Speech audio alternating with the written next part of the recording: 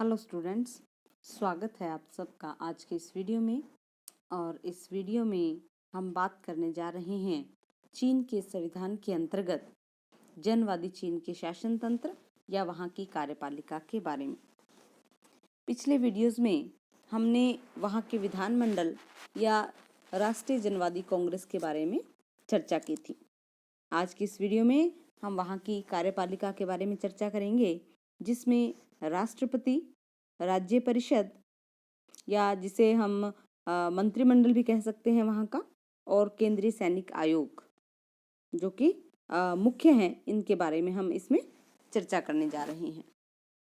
तो बच्चों, सबसे पहले राष्ट्रपति की बात करते हुए मैं शुरू करना चाहूँगी कि जो राष्ट्रपति का पद है, 1954 का जो चीनी संविधान था उसमें राष्ट्रपति को चेयरमैन का नाम दिया गया था।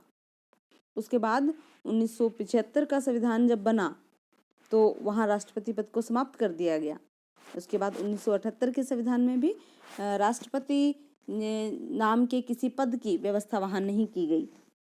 लेकिन व्यवहार में ये अनुभव किया जा रहा था कि कार्यपालिका के क्षेत्र में एक ऐसा सर्वोच्च पद होना चाहिए, और ऐसा न होने के कारण ही जो संस्थागत अस्थायित्व की स्थिति थी वो जन्म ले रही थी, और जो शासन की क्षमता है वो कमजोर हो रही थी।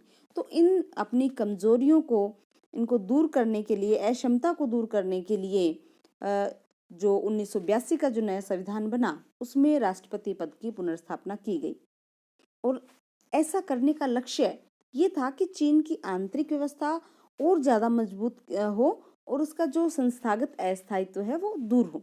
इसलिए 1982 के नए संविधान में राष्ट्रपति पद की पुनर्स्थापना की गई है। राष्ट्रपति के निर्वाचन की बात करें तो वहाँ का संविधान का अनुच्छेद 79 ये कहता है कि राष्ट्रपति का निर्वाचन राष्ट्रीय जनवादी कांग्रेस के द्वारा किया जाएगा। और कौन व्यक्ति बन सकता है राष्ट्रपति पद के लिए, कौन निर्वाचित हो सकता है, उसमें क्या योग्यताएं होनी चाहिए? चीनी गणराज्य का कोई भी नागरिक जिसको कि मताधिकार प्राप्त है, जो कि चुनाव में उम्मीदवार होने की योग्यता रखता है, जिसकी उम्र 45 वर्ष है, वो व्यक्ति राष्ट्रपति पद के लिए उम्मीदवार हो सकता है। और राष्ट्रपति के कार्यकाल की बात करें तो इसका कार्यकाल 5 वर्ष रखा गया था। कोई भी जो व्यक्ति है वो इसकी जो पहले समय सीमा थी वो अधिक से अधिक 2 कार्यकाल रखी गई थी, लेकिन इसमें संविधान संशोधन करके अब ये जो समय सीमा है ये हटा दी गई है, और कोई भी व्यक्ति कितनी भी बार राष्ट्रपति पद के लिए निर्वाचित हो सकता है।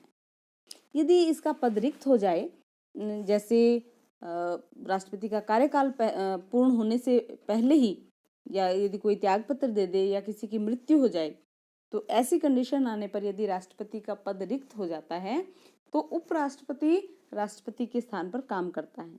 लेकिन यदि उपराष्ट्रपति का भी पद रिक्त हो तो ऐसी स्थिति में नेशनल पीपुल्स कांग्रेस के द्वारा राष्ट्रपति और उपराष्ट्रपति पद के लिए निर्वाचन किया जाएगा।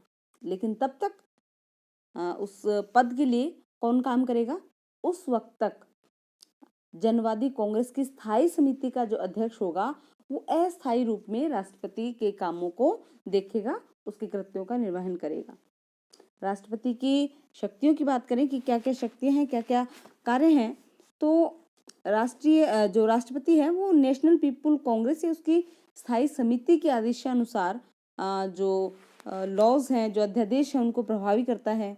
इसके अलावा प्रधानमंत्री की, उप प्रधानमंत्रियों की और राज्य परिषद के जो महासचिव की नियुक्ति है, उनकी नियुक्ति करने का काम और उनको पद से हटाने का काम भी राष्ट्रपति के द्वारा किया जाता है। राज्य की ओर से नागरिकों को जो सम्मानार्थ जो उपाधियां प्रदान की जाती हैं वो भी राष्ट्रपति देता है। इसके अलावा सार्वजनिक क्षमादान की घोषणा करता है और व्यक्तिगत अपराधियों को क्षमादान प्रदान करता है। इसके साथ ही आपातकाल की स्थिति की घोषणा करता है और प्रतिरक्षा के लिए तैयार होने का आदेश भी राष्ट्रपति ही जारी करता है। तो इसके अलावा जो अनुच्छेद 81 है, 81 जो आर्टिकल है वो ये कहता है कि राष्ट्रपति जनवादी कांग्रेस के प्रतिनिधि के रूप में भी कुछ कार्य करता है, जैसे चीनी गणराज्य के विदेशी संबंधों में राज्य का प्रतिनिधित्व करना। इसके अलावा विदेशी राजनयिक जो आते हैं उनका स्वागत करना और दूसरे देशों में चीन के जो राजदूतों की नियुक्ति करना, उनको वापस बुलाना, विदेशों से जितनी भी संधियां या समझौते किए जाते हैं उनकी पुष्टि करना अथवा उन्हें रद्द करना। तो इस प्रकार बच्चों ये थे राष्ट्रपति के कुछ कार्य जिन्हें संक्षिप्त रूप से मैंने आपके सामने रखने की कोशिश की है। इसके अलावा जो वहाँ का संविधान है वर्तमान, उसमें उपराष्ट्रपति के पद का भी प्रावधान है। राष्ट्रपति की भांति ही जो नेशनल पीपुल्स कांग्रेस है वही उपराष्ट्रपति का चुनाव भी करती है और उपराष्ट्रपति पद के लिए भी वही योग्यताएं रखी गई हैं जो कि राष्ट्रपति पद के लिए उम्मीदवार के लिए हैं। तो जो उपराष्ट्रपति है उसका प्रमुख कार्य होता है राष्ट्रपति की सहायता करना और राष्ट्रपति ही उसे आवश्यकता अनुसार शक्तियां भी प्रदान करते हैं और उसके कर्तव्यों का निर्धारण भी करते हैं। अब हम बात करते हैं वहाँ की राज्य परिषद की या स्टेट काउंसिल की। चीन का जो नया संविधान है वो कार्यपालिका और प्रशासन संबंधी जो अधिकार हैं वो राज्य परिषद को या स्टेट काउंसिल को सौंपता है। संविधान का अनुच्छेद 85 ये कहता है कि राज्य परिषद केंद्रीय जनवादी सरकार है, वहाँ की गवर्नमेंट है। राज्य परिषद राष्ट्रीय जनवादी कांग्रेस और उसकी स्थायी समिति के प्रति ही उत्तरदायी और जवाबदेह होती है। इसकी रचना हम देखें तो इसकी रचना प्रधानमंत्री, उप प्रधानमंत्री, स्टेट काउंसलर, मंत्रालय और आयोगों के प्रभारी मंत्री और ऑडिटर जनरल और महासचिव से मिलकर के होती है। और जो सारे इसके दायित्व हैं, जो मुखिया है वो इसका प्रधानमंत्री होता है और सारे जो दायित्व हैं वो प्रधानमंत्री पर ही होते हैं। जो संविधान है 1982 का, ये राज्य परिषद के सदस्यों की संख्या या मंत्रालयों की चर्चा ही नहीं करता, बल्कि इनको निर्धारित करने का जो अधिकार है वो नेशनल पीपुल्स कांग्रेस को सौंप दिया गया है। राज्य परिषद का जो कार्यकाल है, इसकी बात करें कार्यकाल की, तो ये नेशनल पीपुल्स कांग्रेस की भांति 5 वर्षीय रखा गया है। हालांकि जो राज्य परिषद है ये नेशनल पीपुल्स कांग्रेस और की स्थायी समिति के प्रति उत्तरदायी है।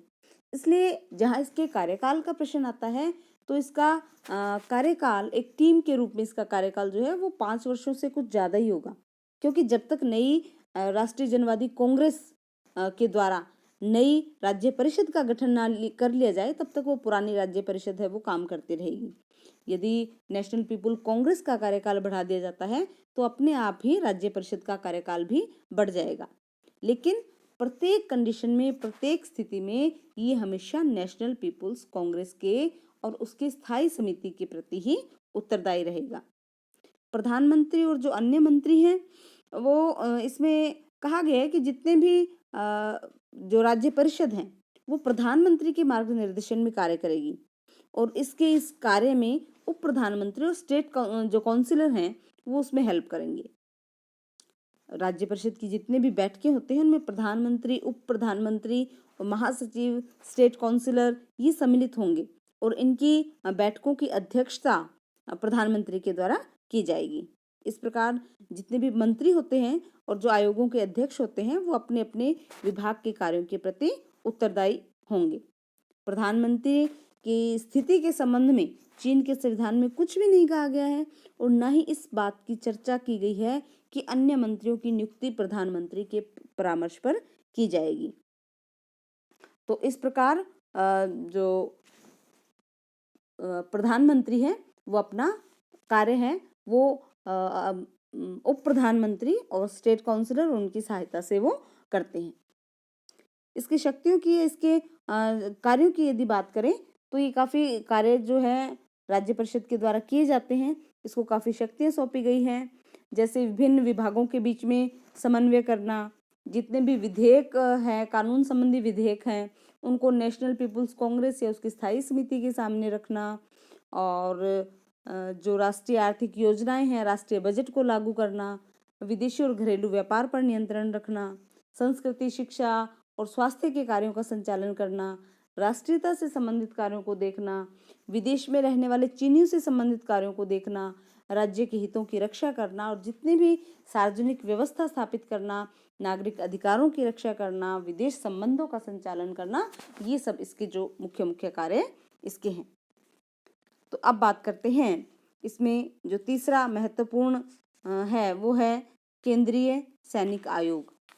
जो नया संविधान है उसमें केंद्रीय सैनिक आयोग के गठन का उल्लेख किया गया है और संविधान के अनुच्छेद जो है अनुच्छेद संख्या 93 में इस आयोग के गठन के बारे में कहा गया है और ये कहा गया है कि ये जो आयोग है वो देश की सेना का नियंत्रण एवं निर्देशन करेगा और इस आयोग का गठन सभापति, उपसभापति और अन्य सदस्यों से मिलकर के होगा।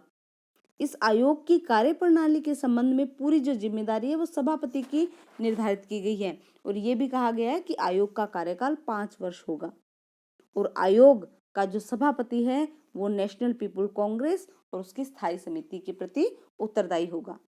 केंद्रीय सैनिक आयोग का जो अध्यक्ष होता है वो सेना का सर्वोच्च कमांडर होता है और पूरी जो सेना है इसी के नियंत्रण में है।